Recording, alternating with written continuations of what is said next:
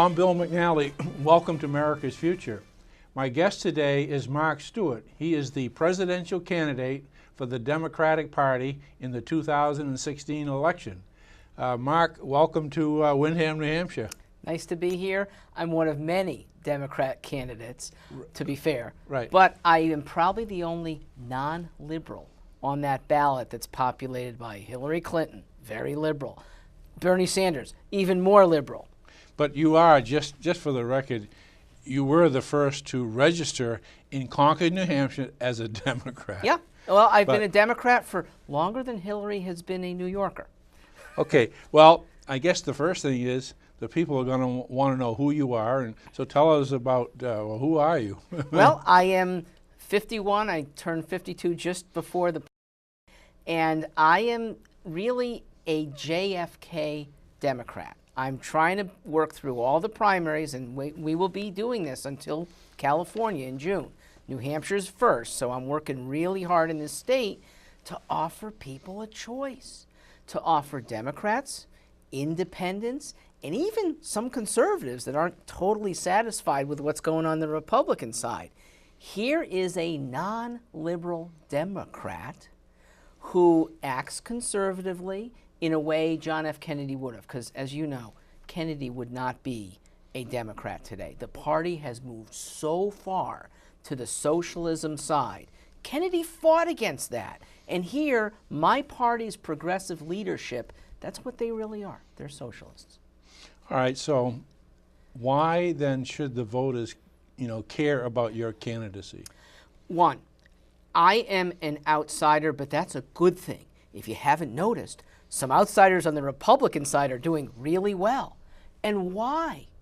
Because inside politicians truly disserve us. And the media might not get that, but voters clearly do. They know that the more you get wrapped up in Washington's Congress, the more entangled you get with people who want to bribe you, big corporations. I'm calling it bribery. That's kind of what it is, political influence. When you're at the lower level, City Hall or state houses, the same effect with even less scrutiny. I'm a candidate for outsiders who can govern really well. I would like to limit government and make what government we do have, make it better. Good. Well, I know you spoke with me on talk radio there, WSMN, where I run the Literacy Matters shows with my former colleague Samuel Blumenfeld, who's been in this studio many times. We did lots of alphaphonic shows here. We taped the whole entire program. It was very interesting. Now, what groups do you like to speak to while you're on this campaign? I'll talk to anybody. And I'll tell you, some conservatives really like me. They say, "What? They can't believe I'm a Democrat." Yeah. Because if you had to pin me down, I'm pretty close to a combination of Rand Paul and Ted Cruz. And on the immigration, I'm a lot like Trump. And so people, some of them can't fathom, how can you be in the Democrat Party? My answer is, the Democrats need the most help. They're the ones so steeped, not at the ground force level, but at the leadership level. Their leaders don't represent us. Their leaders are at the we don't care about people, we care about government institutions first. I'm a voice against that. Have you spoke to any veterans in the campaign, and if you have, what do you tell them? I actually started my campaign on November 11th, Veterans Day, at the Manchester Veterans Administration Hospital. I believe in them, and here's a perfect example, Bill, of how veterans are disserved. The VA scandal hasn't been fixed. Now, Congress made one kind of knee-jerk move, and it's better than nothing. It's allowing veterans who are far away from hospitals to be able to go to private hospitals, not be stuck with the VA. But there's still a gatekeeper you have to use the VA for. There's still waiting times that in privately run hospitals don't exist. Private medicine gets you appointments when they say. They don't cancel. They don't put you on long wait lines. Bill, people say, what do you think about single-payer health care? We have it. It's called the VA. And it's really costing people lives in some cases, but at least quick treatment is going by the wayside. So look, I have another proposal for veterans. There are many vets who were poisoned in the Persian Gulf War and maybe in service since. And their claims against the VA for reimbursement require lawyers, bureaucrats. I would say the first week that I am president, that ends. You treat these people. If you think they're faking it, all right, we'll open a little investigation, but get these servicemen cared for. Good. Well, you know, they certainly deserve our attention for all the work they've done. I mean, my colleague there, Sam Blumenthal, was in the artillery in the Italian campaign. You know, it was interesting. And I had a couple of candidates in here, veterans. Robert Kingsbury, who served as on the New Hampshire legislature. He was in General Patton's movie. They called them Patton's Ghost. He was a rifleman. What a story he had, you know. I like those stories. Well, have you talked to teachers, and if you have, has this subject of Common Core come up, or what do you say to the teachers? Well, I am an educator. Oh, that's my background. Oh, good. I've been teaching SAT prep since 1987. So I'm a private educator. I'm not employed by any one school, but schools contract with my company to help their kids get better scores for college, get them into college, get them scholarships. And schools now contract with another firm that I founded. It's called Education Excellence. I think you'd resonate to that.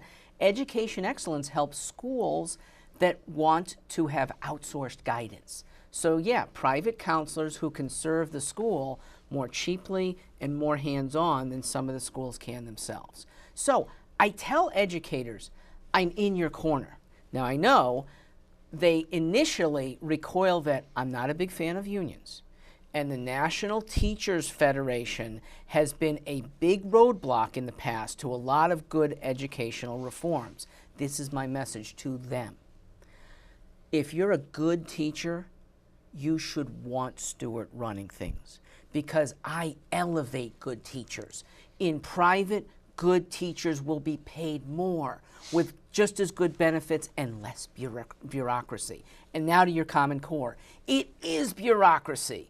Common Core is the epitome of top-down government. Yeah. We don't care about the individual. Here's some sort of standard that they've managed to latch onto. And now, no matter what kind of school, no matter what stage of development the kids are in the school, here's top-down saying, you must teach that way. Yes, and I had Dr. Sandra Stotsky on my radio program one week, and she talked about how she was on the validation committee, but she wouldn't approve of the English standards. Then they had another scientist who wrote the space shot equations, et cetera, and he wouldn't approve the math. So, I mean, he knew what he was doing because he wrote all the, you know how much math would be involved in these orbital programs. I know I've done a little bit of that myself in ham radio. See, I think a lot of teachers would relish being freed to teach the strong science students. Let's take you into ham radio. Let's take you into robotics in the classroom. They can't do that now. They're too restrained. Aren't they geared towards workforce training now? Not enough. No. They are stuck in some cases with remedial, because the lowest common denominator, unfortunately, is what you have to teach to, and it leaves kids who are strong and could be getting ready for workforce or even higher than workforce, college level stuff. They're stuck with a one-size-kind-of-fits-all. Well, you know, we had the original 3 R's, reading, writing, and arithmetic. And I remember Sam Blumenthal saying, now, he says, we've got remedial reading, remedial writing, and remedial arithmetic. So, you know, along that line, what do you say to the students that you're going to be meeting in these campaigns? Of course, you've graduated from college, you know where. Well, it's a great question. And I graduated from what's termed an elite college, but I'm no elitist. I went to Dartmouth, proud of it. Oh, yeah. But I have my campaign headquarters in Manchester Community College. And community colleges are a great solution for, I think, the majority of young kids who may want to start there for 2 years and then move on to another college, or move out after 2 years, actually be working. And maybe you complete a 4-year degree when you're 29 or 30. Colleges relish people going away, getting good work experience, coming back, they're better students. A lot of kids head off to 4-year elite colleges without much of a purpose. It's just because, well, that's what you're supposed to do. The community college kids tend to have more of a focus, and as I see it, because I'm looking at a lot of classrooms every time I'm there, they've got some hands-on instruction that I never had. Elite colleges have professors that need to do research. So yeah, they're in a classroom 6 or 7 hours a week, but the other 40 hours a week, they're in dealing with papers. Community college doesn't have that kind of standard. Your teachers are more hands-on and devoted to you as students. I have another take for students, though, and this is truly political. Your leaders disserve you students, 29 and under, more than anyone else. One reason, they don't vote. Though it's legal to vote at age 18, it's the lowest percentage. Old people vote in big numbers. Who do the politicians pay attention to? The people 65 and over. Who gets worked over? The 29 and unders. That's why you're stuck with Obamacare in part. Obamacare doesn't care about the under 29s. In fact, they expect, well, you'll just contribute to this welfare system. Obamacare has that restriction, I should say. You know that if an employer employs you more than 29 hours, what happens? Right, then his costs go up. Exactly. So. And then he might not hire as many. So here's youngster, say 25 years old, wants to get that first career job. Right. Is limited to 29 hours a week. You can't have a career with a 29-hour-a-week job. You can do a job, but you need full-time work or even overtime work to really get a career going, and here's Obamacare stifling that. Here's another. My opponents, Hillary Clinton and Bernie Sanders, they want a high minimum wage. Artificially high, $15 an hour. Now, not many 21-year-old kids deserve $15 an hour. I'm sorry, you're not skilled enough yet. And they don't even want it. They want to get on that ladder because an $8 an hour job, working in a television studio, working retail, working as a lifeguard, it gives you responsibility. That's far more valuable than the extra $7 an hour. So if Bernie and Hillary have their way, those youngsters get whacked. They can't be employed. If an employer doesn't think you deserve $15 an hour, you can't make them do this over and over and over again. They're ripping out the early rungs on ladders to success. Right. It's, again, the top-down approach where if the government is going to tell you how much you can earn, they're going to decrease the number of jobs, and it's sort of like self-defeating, I suppose. Well, how do you relate these issues, let's say the young versus the older on Social Security? What do you tell the people? Where are they going to go with this debt business? Well, the people who have been given promises, we got to get them through. This government should not break its promises. But for the people who have not reached 65, it makes sense that there should be a new system called choice. If you would like the government's Social Security program, fine, I wouldn't mess with it. But if you want to opt out, maybe as early as age 30, and you've shown that you're responsible, you can save on your own, and you won't come back to the government saying, well, I didn't save, and I'm 68 years old, I'd like you to help me. Too bad. You opted out. Now, in the process of opting out, I think a lot of young people, you have a 30-year-old in your family, I think, they would like to have the extra 15.6% that they're right now giving up involuntarily. If a couple in their 30s, let's say combined, makes $100,000 a year, husband and wife, instead of getting 15.2% extracted, they can keep it. They can give to charity as much as they want. They could save for maybe private schools. They could save for a first home. They don't have to have it sit there till age 65, which if they die early, they don't see any return. If they make it to 65, the return's about 3% a year. They could probably do a lot better on their own anyway. Well, so would you say you agree with privatizing Social Security? Absolutely. Or at least get it on that track? I think some South American countries tried it and it worked. It totally works. It's choice. if you feel that I need some government agency to look after my funds, I'll give you that. I'd like you to encourage you instead of looking to government, look to Solomon Brothers or whatever the equivalent in the private markets that would give you probably a better return just as safely to do better for your retirement. So how many conservatives you think are going to like you in this campaign, and what do you tell them that they should be doing? Well, I'm not going to take them away from voting Republican, but if they're dissatisfied, they can vote in the write-in slot for Mark Stewart.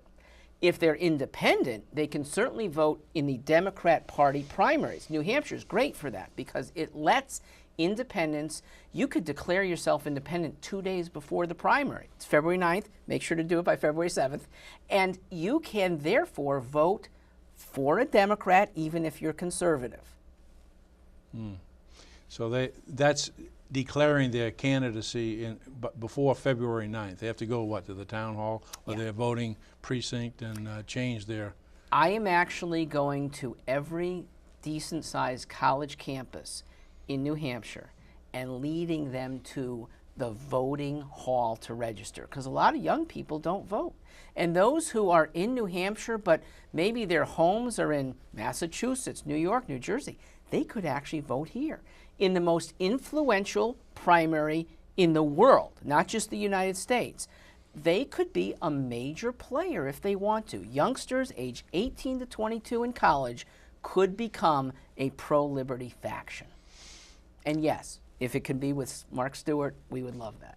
So where do you compare yourself here with the other candidates? You know, we've got, Bernie and Hillary and then Martin O'Malley. Bill, they're all socialists. They really are. And I'm going to take an even worse word than that, because even I am okay with socialism if you're not forcing it on other people. If Bernie Sanders and 100,000 Vermonters, that's about the population of Burlington, if they want to socialize their own health care, or they want to socialize their schools or their labor relationship, I have no beef with that. Just don't ask the rest of Vermont to do it your way. Forced socialism is evil, and it leads to totalitarianism, as we know from Stalin, from Mao, from Pol Pot, from the Castros. So here's where a socialist and a libertarian coexist. I let you be socialist. Enclaves that want to be socialist, just like enclaves that want to be devoutly religious. No problem in a libertarian society. As soon as you start to say the other people must pay for your system, contribute to your system, that's where you're no longer a benign socialist. That's where you are a communist. And you know, I'm thinking more and more, we need non-politicians to start running for government. I mean, you've got a good, solid education from Dartmouth University, Mark. So I'm thinking that what have we got with the regular politicians, right? This is where we're at in this country. The education part is irrelevant. The wisdom does not go along with what degree you've had. In fact, in 2 days, I will be at Harvard University. We have a campaign stop there. It's the anniversary of the Boston Tea Party, December 16th. So at Harvard, which is a great fountain of knowledge, but I think it is devoid of wisdom. Harvard's professorate, and unfortunately many students influenced by them, are not wise. So where you're educated is almost sometimes inversely related to common sense. So I'm glad I had 4 years at Dartmouth. They were fun. They weren't necessarily wisdom provoking. And the best thing I ask for students now is go where you can start to make a career. And I think for a few people, the Ivies are great places. But for many people, it can be one of the myriad community colleges, lesser known, state schools that save your parents money and get you maybe a nest egg to launch a business of your own. I'm an entrepreneur. I have 3 small businesses, still small. But I believe in it because those youngsters build responsibility, They get to know what business is the hard way. A lot of no's on the phone, or if you're emailing, a lot of non-replies. But that is good for your health. I'm not sure if I really responded to your question, though. That's okay. What about comparing yourself to the Republicans that are running, you know? Oh, then I can't answer the other one then, because Okay. the comparison against Hillary and Bernie is pretty stark. Look, Hillary Clinton has high political status. Can't argue with that. But what has that political status done for you? Seasoned politicians are good at getting elected. Once elected, they're good at selling people out to the highest bidder very often, or the consensus, even when it's not that crass. I stand for things and I'm not going to compromise. What status therefore does, I think, hurts her. I am with zero status, but that might be a very good thing. Hillary Clinton, in a way, has an albatross around her. She has a lot of big donors. It's pretty clear those donors want something from her. Why did they pay her shortly after she stopped being Secretary of State $50,000, $100,000, $200,000 per speech? Her husband, no longer in power, $500,000 per speech. It's not because she and Bill are that scintillating on the stump. It's because they want something. And this is true of pretty much every seasoned politician running. I'm not asking for anything. If we get campaign donations, fine, they go towards California. I'm self-funding the New Hampshire primary. Not a single donation goes to here. I will spend less than $10,000. I still think I'm going to get 10% of the vote. And I will divorce the name of any big donor, should they come my way, from my eyes. My campaign treasurer is pledged to not have that name attached to an amount. If come someday that I really do have some office holding power, somebody says, yeah, I was a big donor to you, conversation over, or maybe I'll let you restart. What do you want to do for America? Whether you donate or not, what do you want to do for America? That's the starting point. What's your thoughts about these Republicans? We've got Trump and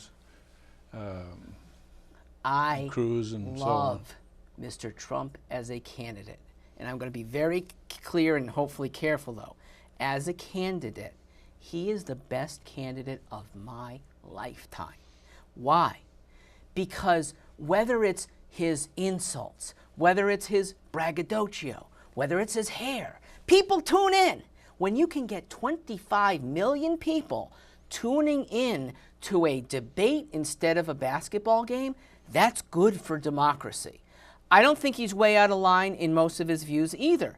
And here's why he really is great for democracy. He is not afraid to be politically incorrect. Bill, we need that. Now, I like to think that I'm the Trump on the Democrat side. I'm willing to call things by truth. Political correctness is cowardice. It's saying something that might make somebody feel good without telling the truth. My party's full of that.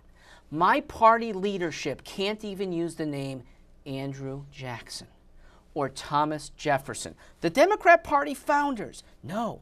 Remember a couple weeks ago in Manchester, New Hampshire, their big, they called it in the past Jefferson Jackson Day, the annual fundraiser that Democrats proudly use. They don't call it that anymore. It's JJ Day because they don't want to talk about people who once upon a time owned slaves legally and with no allegation that they mistreated the slaves any more than binding them. And yet my party won't even speak their names in a praiseful way. Mrs. Clinton has gone even further. She is unwilling to talk about Islamic terrorism or Islamic-based radical terrorists. Oh, I don't want to use that name, she says. That, too, is disguising the truth, and it's dangerous. You know, one of my good friends that I admired was Dr. Larry McDonald. He was in Congress. He was a congressman from Georgia. He was a medical doctor. And he was in Congress before Ron Paul came in or started to run. And he called Larry McDonald. He says, hey, Larry, what party what party should I run on? And Larry says, run on the party that you think you can win. And I think what he was saying is, you know, why do we have to have these parties? Why can't the candidates or the people serve the Constitution and the people? Why? Sometimes it sounds like they're serving the party. Now, I noticed in your conversation or what I read on email, you said something about fusing the Democrats and the Republicans. Tell us what that means. Well, I didn't know if I'd be able to use this, but this and this represent the blue and red that in a way have become scarlet letters, okay? These days, the parties are so divided, they've gotten worse. And so any good idea that might come from an R is treated even worse than Hawthorne's scarlet letter. That was for A, for adulterer, right? An R now attached to any proposal is anathema to anyone in my Democrat Party. A D, if it emanates from a Democrat, is a non-starter with an awful lot of conservatives. I believe in, as you said, a fusion. A D and an R. I've named cabinet members, and it's full of both parties. JFK did that. He brought in a decent number of Republicans to his Democrat administration. If people want to look at StewartForLiberty.com, the proposed cabinet is there. I have a few slots yet to be filled, many slots in the Defense Department because I don't know enough yet about defending the nation well. So state and defense are largely open. The rest of the cabinet picks are there. All right, we're going to close it up here. I'm just going to let you speak to this camera over here and kind of give a closing statement. Then I'll just thank the studio and we'll close out here. So, Mark, go ahead and give us your final words of wisdom. Well, thank you, and thank everyone who's tuned in this long, because it means you do care, and you might not care about party. Whether you're in one of these or you're an outsider. Look, I'm campaigning for the Green Party's nomination. I'm campaigning for the Libertarian Party's nomination. I'm not campaigning for the Republican nomination. They got some good people on the other side. One of them will emerge. But I'm going hard at the Democrat Party because you need help. You really do, because your leaders right now are not Democrats. The leaders are communists. And I offer Democrats and independents a choice the way John F. Kennedy would. You will see a fusion of good, sometimes conservative, good, sometimes liberal, not statist liberals though, and together I think we might actually make this DR divide a lot less in the coming 4 years. I'm on the ballot, StewartForLiberty.org, and in the next show I'd like to talk about the resistance, but if people want to look now, www.weresist.us. That's where people who want to campaign for Congress should go, because I will help you. Whatever happens in this presidential campaign, the resistance is going to continue on. Well, thank you, Mark. It's a pleasure to introduce you, and I'd like to thank the Windham Cable TV studio and its staff for all their cooperation and help in producing the show. And we'll have you back again, Mark, in the next session, and we'll be talking some more politics.